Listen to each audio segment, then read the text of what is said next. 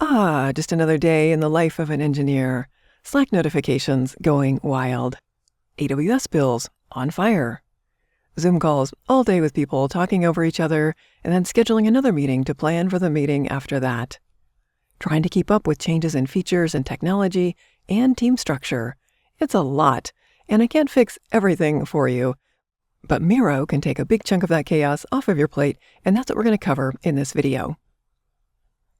I'll show you how to create diagrams specifically for AWS, how to estimate AWS costs from within Miro itself, how Miro AI can make your life easier by generating diagrams, documents, project trackers, and a lot more, and how to minimize some of the Slack messages and Zoom calls by collaborating and updating status from within Miro. Let's get started. For this video, I'm going to use a scenario for tiny technical tutorials, yours truly. Let's say that my little company wants to create a new feature to automatically generate thumbnails and other visuals that I use in my training videos. Now, for something like this, a product team would normally start with requirements and user stories and such, and we're going to assume that that's been done. We'll just jump into the stage where we start designing the application architecture. So I'll create a new board. And there are lots of different templates you can start with here. If you search for cloud,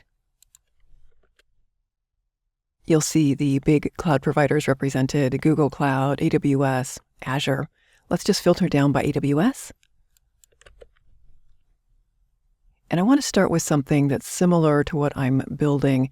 So for the image handling that we're working on, there is one here for a serverless image handler. You can look at the preview for that, see what it's all about, any related examples that might work better. But let's say that this looks good, so we'll use this template. Okay, let me rename my board, and then we can get to work. So once you've created your diagram from a template, you probably want to make some modifications, or you could even build the entire thing from scratch using the shapes that we have over here. I'll just open those up, and then we'll go to More Shapes, where we can get to our AWS shapes. If we just search for AWS, you'll see all kinds of different things here. So all of the services represented, anything you would want to pull in for AWS. Now over here in our diagram, the template is using Amazon Recognition, but maybe we want to swap that out for Bedrock.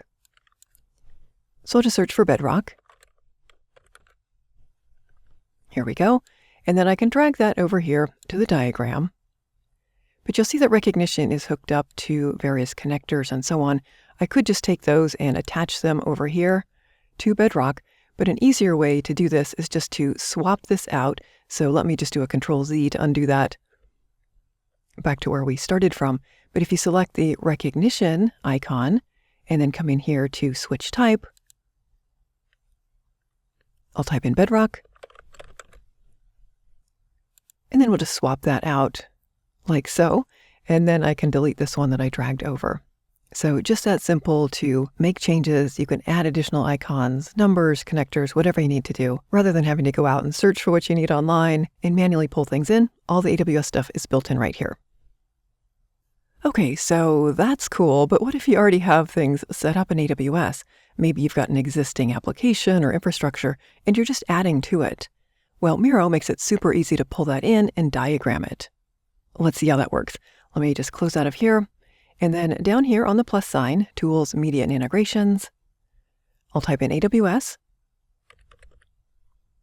And here we want AWS Cloud View to import your AWS infrastructure. I'll just go through the wizard a couple steps here. And from the screen, you would just follow the instructions, create a new cross-account role, make sure it has the appropriate permissions, and then you would add your role ARN here. You can also use a command line interface or CLI and upload a JSON file to do the same thing. Or if you want to skip all of that and just see what this is all about, you can just try a sample account that Miro has set up. I'll do that. I'll select a region, US West 1. Next. And then I'll just hit on the big categories here and say Visualize. This will open up a new board. Again, it's pulling the AWS infrastructure from that sample account, and it's going to diagram what we have. Nice. So if we zoom out, you'll see the account here. Again, just a sample account. The region, We've got a DynamoDB table, some Lambda functions, some virtual private clouds or VPCs. So all of this is just being pulled directly from AWS. You don't have to start from scratch. Okay, so those are a couple ways you can work with your AWS diagrams. Now let's move on to talking about AWS costs and billing. As you probably know, AWS is a pay-as-you-go model, so being able to estimate costs is super important so you don't end up with any surprise bills. And Miro has an AWS calculator built right in, so rather than having to go out to a separate site, it can just pull things from your diagram and estimate the costs right there. Let's go back to the board that we were working on for our image handler and see what we can do here. We'll just select the services in the diagram here, and then over here on the left, click the plus sign, search for AWS, and then AWS Cost Calculator. And you'll notice that it recognizes the services that I have in the diagram. So it's just pulling those right out of there. I don't have to go sifting through hundreds of different services to find what I need.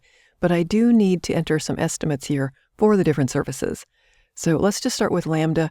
I'll just fill a few of these out to give you an idea of what it does. Let's say that I'm estimating I'll get 1 million requests per month.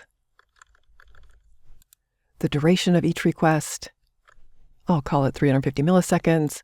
Memory allocated, 1024, and then ephemeral storage, I'll just call it 512. Save the service selection. Let's also update API gateway. So for this one, we'll do 1 million requests. Average size of each request. Let's do 1 kilobyte. We'll save this one. And then for S3, let's just quickly set this one as well. And we'll call it 800 gigs. Obviously, you would need to fill out the rest of them as well, but let's go ahead and calculate this. Based on the diagram that we have, it looks like 3 cents per hour. We can also toggle to month up here, or even year. So based on what we're building right now and these simple estimates, not too bad for a budget. But super convenient to be able to do this right inside Miro instead of having to go to a separate site. All right, so that's the cost calculator. Now, as we've been going along here, you've probably noticed this AI icon in various places, and Miro AI has a ton of ways to save you time. Let me just walk you through a few of my favorites. First is generating documents. So let's say we want to create an implementation document based on this diagram, on this architecture. So I'll just select what we have here. This menu will appear up here, and we've got the button for Miro AI. Let's come into Document, and there are several things that you can just do out of the box here, but we can also submit a custom prompt. Let's ask for an implementation document, breaking down the work, giving it more detail, and see what we get. Okay, here we go. There's our implementation document. Let me add this to the canvas. And then zooming in a little bit.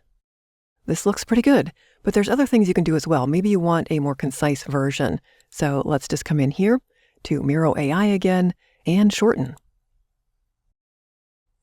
This will generate a new document, so you can always get back to that original one if you'd like, and you can continue iterating as well. Some of the other options here, we could rewrite for clarity, we could translate into another language, or we can also change the tone. Now, in addition to documents, Miro AI can generate other things for you as well. Let's come back to our diagram. We'll select everything we have here, come into Miro AI again, and rather than working with documents this time, let's come into More Objects. And this time we'll do a diagram. I'll select Flowchart. And then we'll ask for a system flow for the application. And let's see what we get. Okay, here we go. Let's add this to the canvas.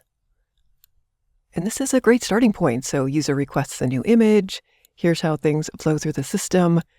Obviously, you can go in here and update shapes and add things and add connectors and whatnot. But this is a really good starting point if you're somebody who doesn't love creating diagrams from scratch.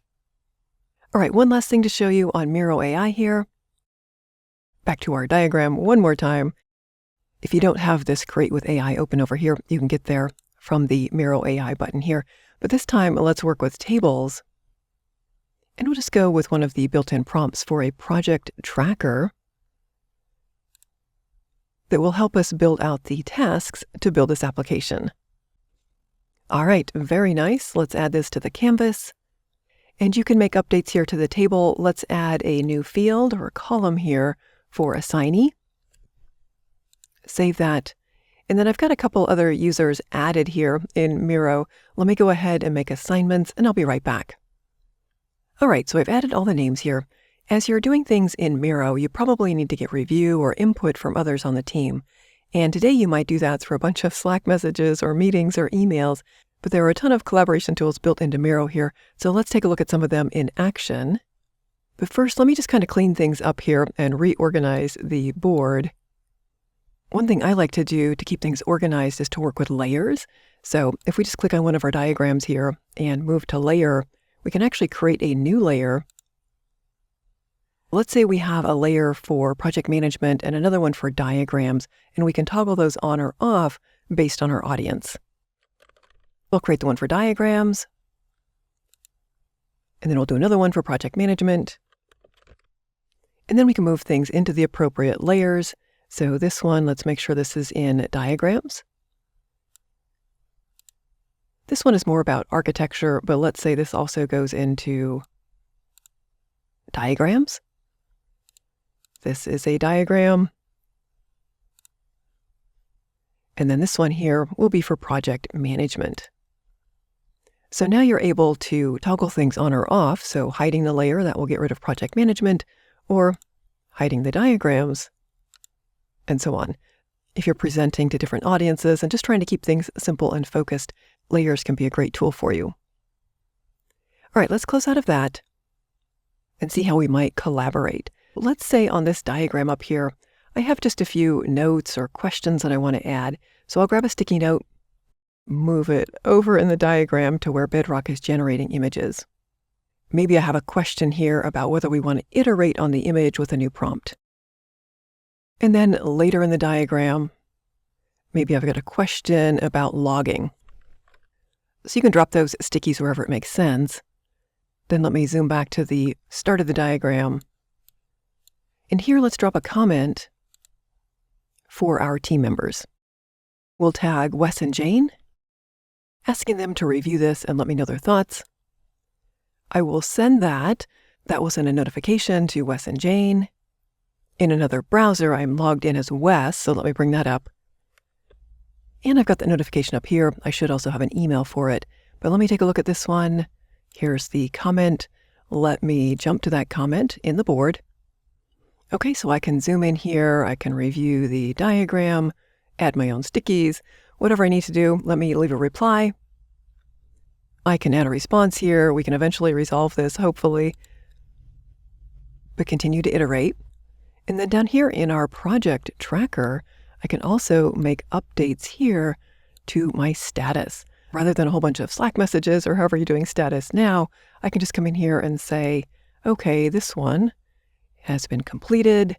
Maybe I want to tackle this one next. So in progress, and so on. So the whole team could come in here, update status from a single place, and do collaboration here in Miro. So there you go. That's a quick look at how you can go from AWS and project chaos to getting everybody on the same board, mapping out your architectures, figuring out your costs, planning with AI, generating documents, and keeping everybody on the same page.